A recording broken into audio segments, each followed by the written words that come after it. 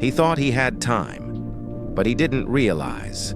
He was already using it up, not in a dramatic way, not like someone counting days or racing against a deadline. There was no urgency, no pressure, just a quiet assumption in the background, like most people have.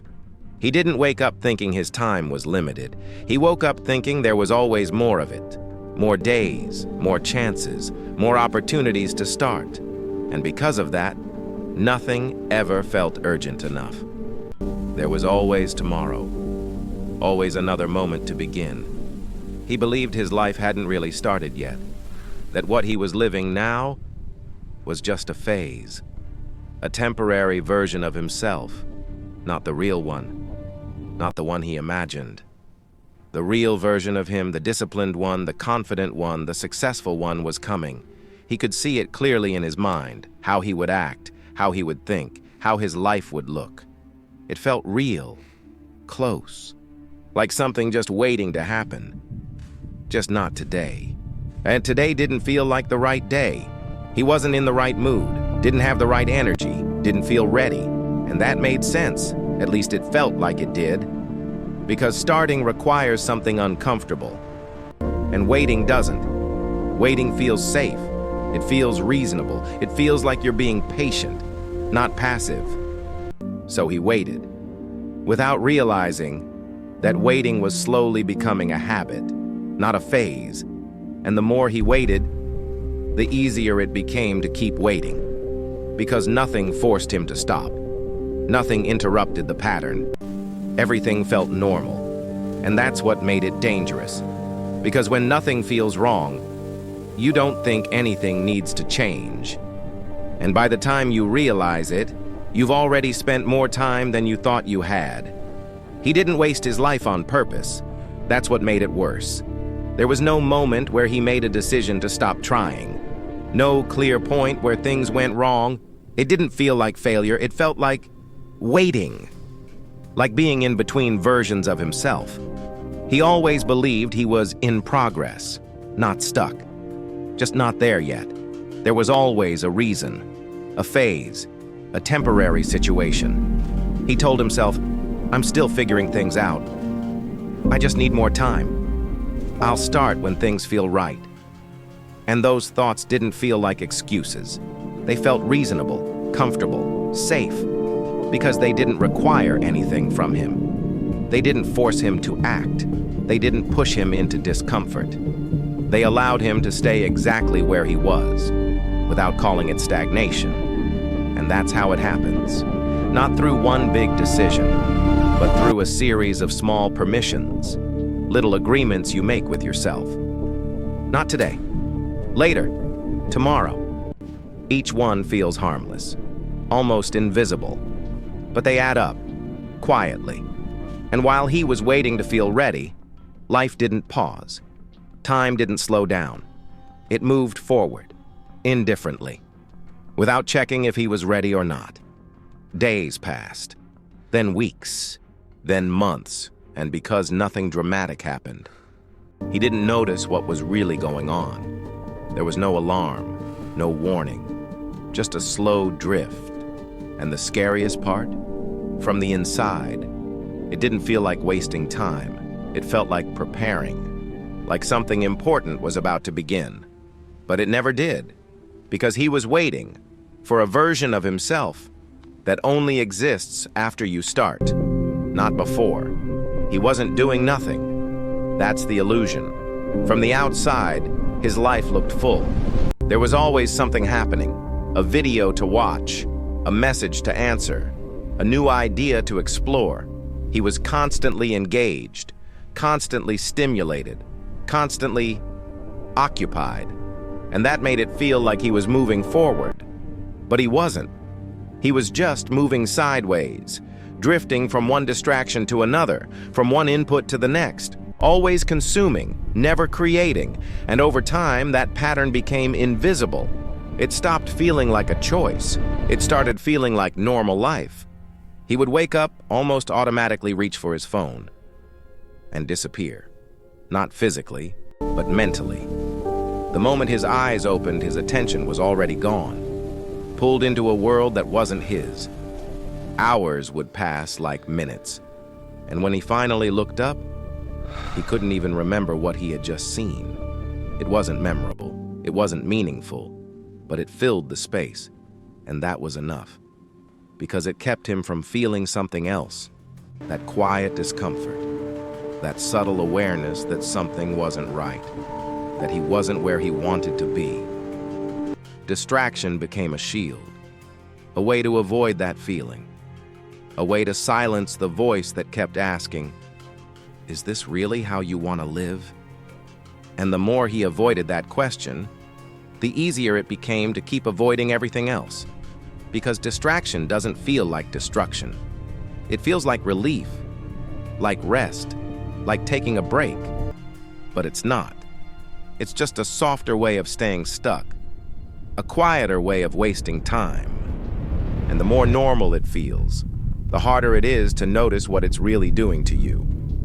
His life had a pattern, but it didn't look like one. That's why he never questioned it. There were no strict routines, no clear structure, no system he could point at and say, "This is the problem."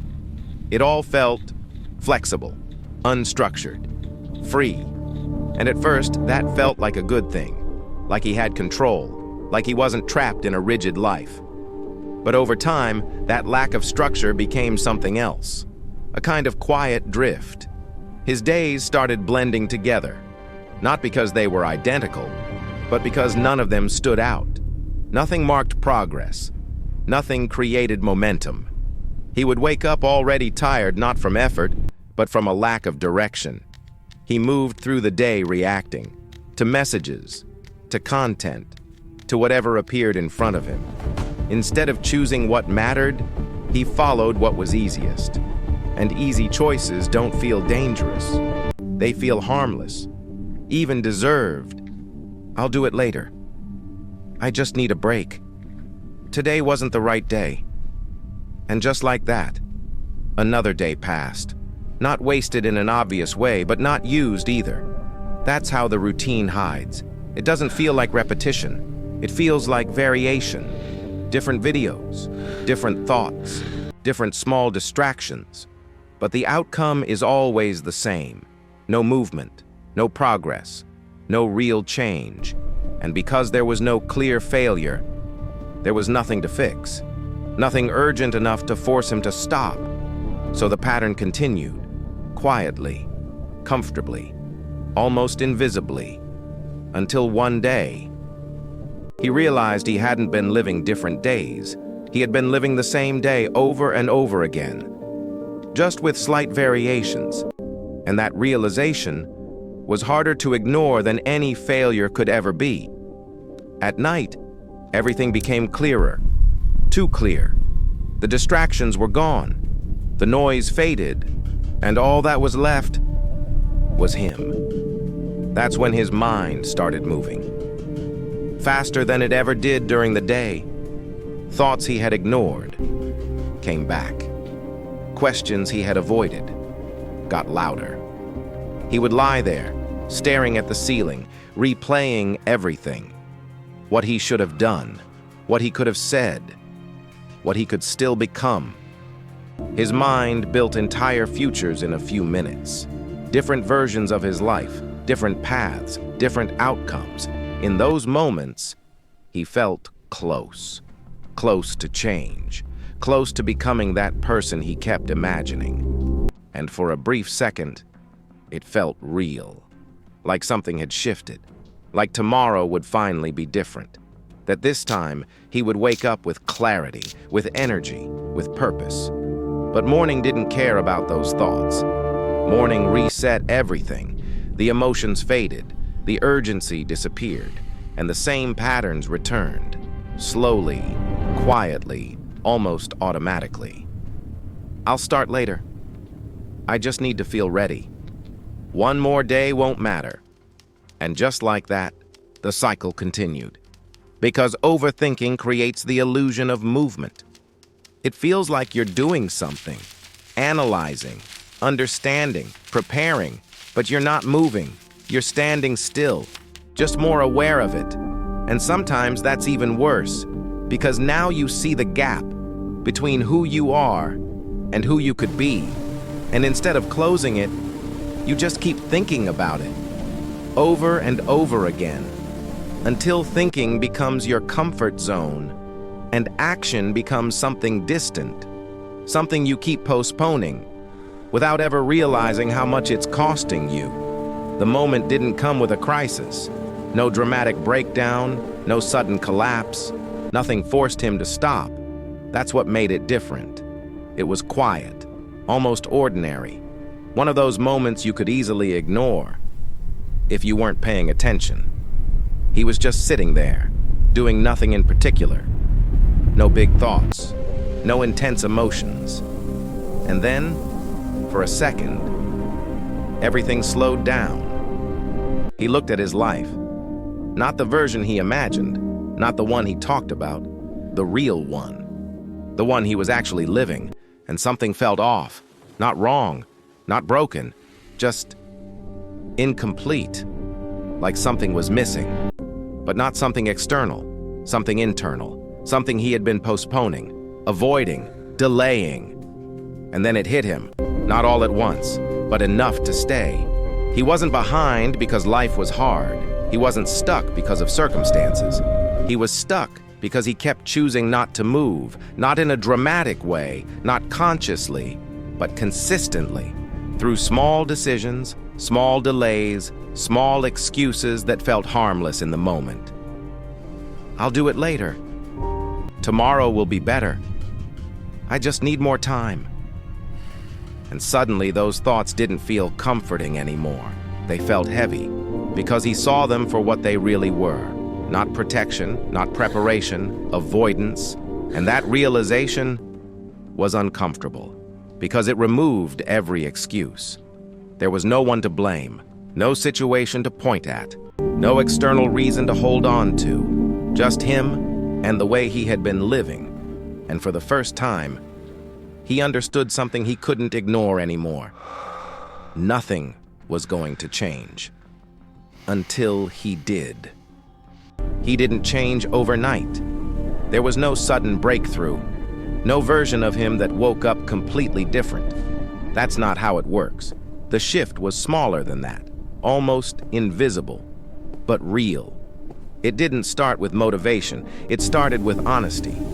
He stopped telling himself the same things, stopped saying, "I'll start tomorrow," stopped waiting to feel ready, stopped expecting some version of himself to appear and fix everything. Instead, he faced something simpler and harder. He accepted that nothing was going to change unless he did something different. Not something big, not something perfect, just something. So he started small, not impressive, not dramatic, just a small action that felt slightly uncomfortable, something he would normally delay, something he would usually avoid. And it didn't feel good, not at first. There was no instant satisfaction, no sudden clarity, just resistance. But this time, he didn't stop. He didn't go back to distraction. He didn't escape the discomfort. He stayed with it. And that was new. Because for the first time, he wasn't waiting. He was doing. And something shifted, not outside, but inside. His thoughts didn't disappear, but they got quieter, less controlling, less overwhelming, because they weren't the only thing happening anymore. Action had entered the picture.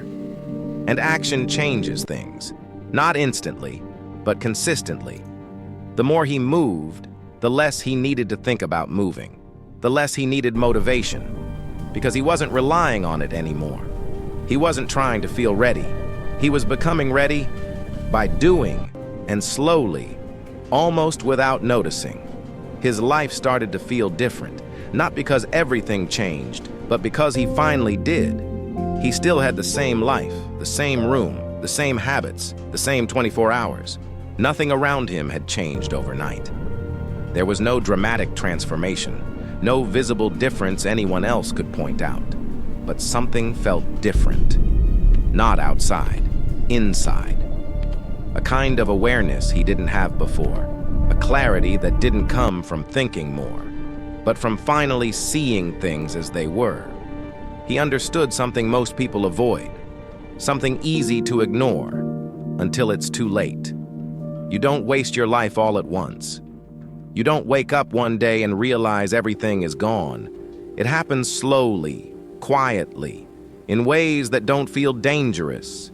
You waste it in small delays, in moments that seem insignificant, in choices that feel harmless. I'll start tomorrow. Just one more day. It doesn't matter right now. And those moments, they don't feel like decisions, but they are. They shape everything. Because what you repeat becomes your life, and what you postpone slowly disappears. That's the part no one talks about. Time doesn't feel like it's passing until you look back. And when you do, you don't remember the distractions. You don't remember the scrolling. You don't remember the reasons you gave yourself. You just see the gap between where you are and where you could have been. And that gap is made of small moments, small choices, small delays, the kind that feel invisible while they're happening. And the truth is, you still have time, right now, in this moment, but not in the way you think. Not unlimited, not guaranteed, just available. And what you do with it, starting now, is what decides everything.